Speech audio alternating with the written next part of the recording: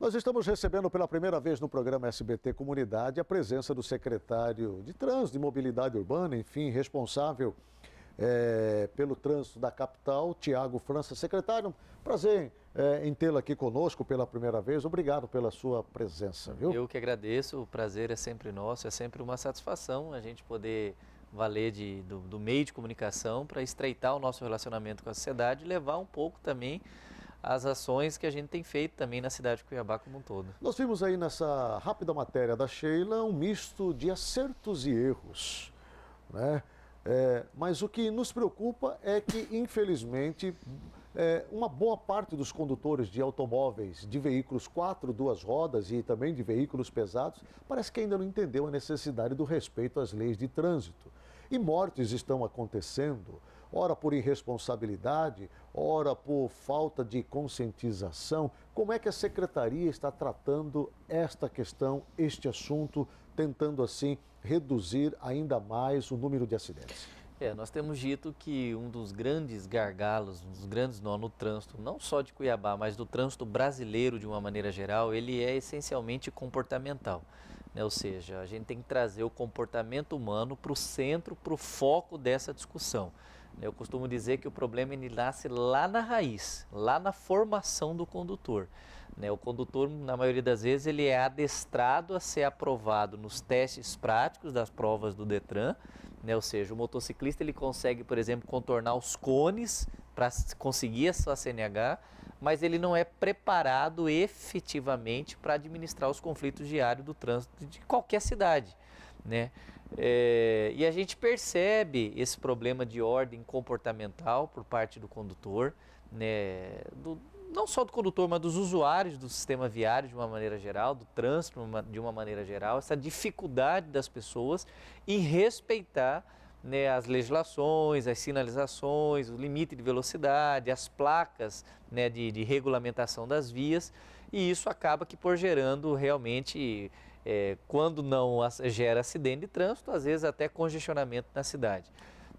Nós temos feito uma série de trabalhos em várias ações, várias frentes de trabalho nesse sentido, como forma de tentar diminuir, não só no campo da fiscalização, com a atuação dos nossos agentes e com a política de fiscalização eletrônica que há 15 meses já existe em Cuiabá, como também com ações de educação para o trânsito, exemplo do carro-chefe do nosso programa de educação para o trânsito, que é o Agente Mirim de Trânsito, um projeto belíssimo, que está sendo exatamente, junto às crianças do município. Pelo município. Eu quero ir por partes com o senhor. O senhor desaprova esse modelo, essa condução de aprovação de novos condutores de veículos hoje, da forma como está feito, do procedimento como está feito? O senhor desaprova? Da forma como está, ela precisa realmente ser rediscutida, Eu, inclusive, estou com... Na sua opinião, o que falta? Aonde está o erro? O grande problema está na formação do condutor, E muitas das coisas... Mas as autoescolas não são, obviamente, chamadas, treinadas, preparadas? Não é que às vezes a autoescola ela está despreparada, Por força de lei, às vezes não há um tempo hábil, legal, para formar efetivamente esse condutor. Quero até aproveitar a oportunidade para registrar que não é um problema do Detran de Mato Grosso. Eu até já ventilei isso em outras entrevistas e acabaram polemizando, dizendo que eu estava ocupando o Detran. Não, longe disso, até porque eu vim do Detran, trabalhei no Detran, tenho um carinho imenso pelo Detran. Isso é um problema de ordem de Brasil. A questão de legislação. De legislação. Aliás, essa é uma grande dificuldade que a gente encontra, às vezes, em implementar algumas medidas que vão beneficiar o trânsito. Por quê? Porque quem legisla sobre trânsito hoje não é Câmara de Vereador, não é município, é Congresso Nacional. O Código de Trânsito Brasileiro ele foi uma grande conquista, mas ele precisa ser revisto, ele existe já há mais de 18 anos. Ele precisa ser aperfeiçoado, atualizado e acompanhar as dinâmicas do trânsito. Então, quer dizer, essa discussão, e eu tenho discutido isso, eu participo de algumas câmaras no Denatran, no Contran, no Fórum Nacional de Secretários, da necessidade de rever o código e aprimorar esse processo de formação, com ampliação no número de carga horária na parte teórica e na parte prática, com um tempo maior, com uma majoração maior nesse processo de formação, com rigor maior e melhor também, assim como existe em países de primeiro mundo. Tem países aí que para você tirar uma CNH de motociclista é 6 meses de formação, né? Então, e hoje no Brasil é um processo inverso. O indivíduo, ele forma, ele obtém a sua CNH. Aí depois vai aprender a pilotar. Não, e às vezes ainda paga a autoescola para ter aula de reforço. Entendi. Isso é inadmissível, né? Perfeito. Bem, algumas medidas foram tomadas por parte da Prefeitura. Os radares eletrônicos foram instalados, né? Como o senhor disse aí, há 15 meses eles já vêm praticamente funcionando na capital. No princípio, sob muitas reclamações, muitas observações negativas, posicionamento deles, sinalização, e eu me lembro bem que houve uma grande discussão em torno desse assunto. De lá para cá, o que mudou no trânsito da capital, principalmente nestas vias onde foram instalados estes radares? E mudou significativamente. Radar, ele é um tema extremamente complexo e polêmico, né? Em qualquer parte do Brasil que a gente for, e a gente tem essa experiência de vivência, de compartilhar outras experiências com municípios, a gente percebe esse debate, né? E plantou-se, primeiro Cuiabá tem um fator negativo do passado. Por quê? Porque realmente no passado houve problema. Falava-se uma fábrica de multas. Os equipamentos eletrônicos do passado, para você ter uma ideia, nenhum deles foram aferidos pelo Inmetro, diferente do modelo atual, né?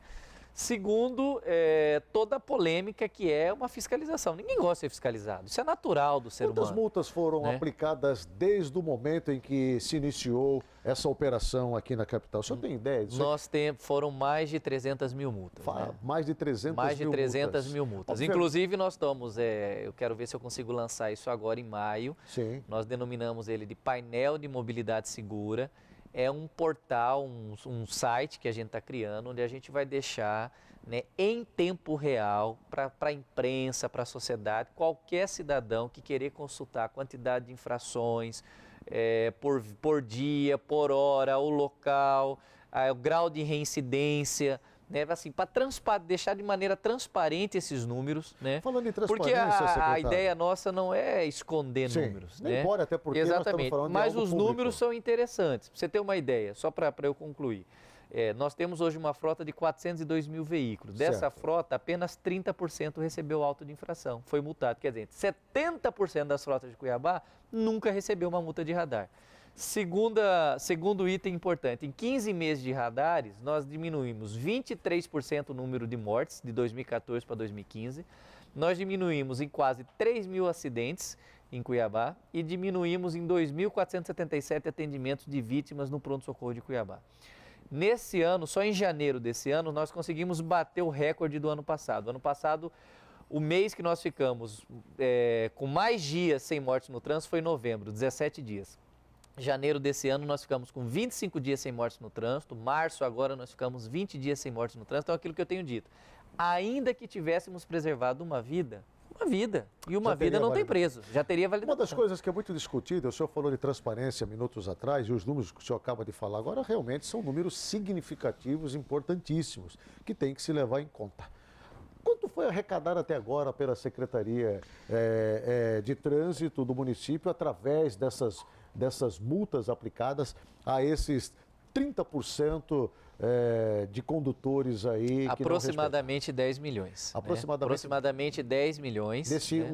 Desses 15 meses? Nesses 15 meses, né? Desde quando começou em outubro até a data de hoje, né? E aí, assim, eu não tenho dificuldade nenhuma em divulgar esses números, né? Porque tem muita gente que você está escondendo, né? Ninguém está escondendo, até porque não é dinheiro desonesto, isso é dinheiro advindo de infrator. Certo. Desses 10 milhões, eu até estou atropelando aqui a entrevista por causa do nosso tempo, né? Desses 10 milhões, secretário, esses valores são pagos ao Detran. Isso que eu ia falar. Desses 10 milhões, tem o repasse para o Detran. Para o município? Qual o valor do repasse do Detran para o município? Não, o Detran repassa para o município as multas no caso, a Polícia Militar faz, né, de competência do município. Certo. É isso que ele vai repassar para nós. Isso gira em torno de quanto? Eu estou lhe perguntando, falando de números. Isso varia muito da quantidade da produtividade, isso mês, né, de cada policial. Não me recordo Certo. agora de cabeça, né? Isso Mas está assim, em a gente dia, tem... secretário? Não, isso está em dia. Está em dia, Está em secretário? dia, Bom, né? porque uma das coisas, quando a gente fala Tem o dinheiro... repasse do Detran, tem o repasse do Denatran, que é o Sim. FUNSET, que é o Fundo Nacional de Segurança no Trânsito, Ao que vai para todo, o quando a governo gente federal. coloca na mesa lá dinheiro em cima de dinheiro ali, bonitinho, tudo certinho, quanto que a prefeitura arrecada? Eu estou te falando isso, perguntando os números, secretário, porque quando instalou os radares, falou-se também de investimentos na área de trânsito, né? Claro. E falou na implementação de mais radares em outros locais. Nós podemos citar aí Fernando Correia da Costa, podemos citar, por exemplo, se não me engano, nós conversávamos na época, na própria Miguel Sutil, fazer uma ampliação, tinha na Barão de Melgaço e em outros pontos aí da cidade, se não me engano, na Isaac Povas também, né, que são vias movimentadas, de investimentos, né? Porque a grande preocupação está havendo a multa, um valor está sendo arrecadado, no que está sendo investido estes valores? No que está sendo feito? Bom, nós temos investido tanto na área de fiscalização, no tripé que o trânsito hoje pede, né? Na área de fiscalização, né, onde a gente conseguiu ampliar o número de viaturas locadas para os nossos agentes de trânsito, para ter uma condição melhor de trabalho e poder dar uma resposta mais rápida no que tange a fiscalização. Né? Você tem um processo hoje de reestruturação no campo da fiscalização. Hoje nenhum agente mais autua no papel, ele autua no talonário eletrônico, então essa foi uma aquisição importante para a Secretaria. No campo da educação para o trânsito, são ações fortes que a gente tem feito. Né, o Agente Mirim de Trânsito é um exemplo disso, né, um projeto belíssimo nosso, mas a cartilha da mobilidade para a melhor idade. Recentemente lançamos o Guia da Mobilidade para a pessoa com deficiência. Aqui. Eu gostaria de ver a cartilha, até nós mostramos aí na televisão, mas eu não tenho ela em mãos. No campo da sinalização, nós temos feito uma forte ação dentro do contexto de engenharia de tráfego na cidade. O ano passado nós investimos quase 2,5 milhões de sinalização, 4.000 placas, 120 quilômetros de sinalização horizontal. Uma série de intervenções que a gente fez, de binários que foram constituídos, de vias que foram invertidas, de alguns cruzamentos perigosos que foram fechados, né, toda uma polêmica que houve ali quando a gente promoveu uma intervenção em toda a região ali do Goiabeiras, da Lava Pés, com a Praça 8 de Abril, a mais conhecida como Praça do Chopin, e que graças a Deus funcionou. Né, no início houve aquele estresse, porque toda mudança gera um desconforto mesmo na sociedade. Né, e temos várias outras ações para a cidade ainda esse ano, o exemplo da modernização do Parque Semafórico de Cuiabá. Os semáforos de Cuiabá são muito antigos, a gente quer licitar a aquisição de novos semáforos para modernizá-lo. Eu quero falar com o senhor em cima dessa questão dos semáforos com a relação aos temporizadores. Essa é uma grande reclamação.